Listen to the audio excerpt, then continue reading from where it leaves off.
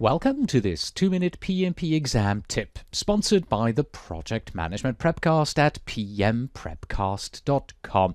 The easiest way to prepare for the PMP exam because it's all video-based. And today's tip is: answer all PMP exam questions from the perspective of the PMBOK guide.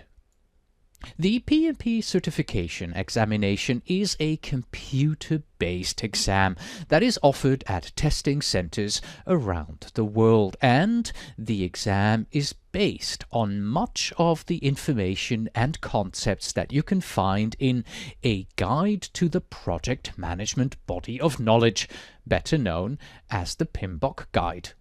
The questions in the PMP exam are based on the following process groups from the PMBOK guide: initiating, planning, executing, monitoring and controlling, and closing, as well as the professional responsibility.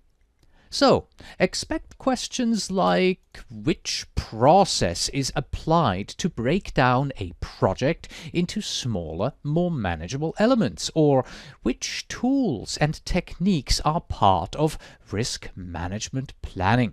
Some questions use project management terminology that is interchangeable with other terms. There will be a few questions that require you to perform mathematical calculations, or you will be required to interpret graphs or diagrams on some questions. The number one statement to remember throughout all of this is that you need to answer all questions on the exam from the perspective of the PMBOK guide, even if you feel that the question might be one of those that is not 100% aligned with the standard.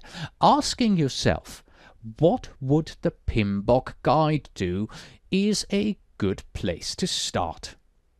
Remember that PMI is trying to present an ideal working environment for project managers that might be different from your own experience. The PMBOK guide will help you a lot here, simply because it contains the right answers to almost all the questions that you will encounter during the exam, or it will at least point you in the right direction of the best answer.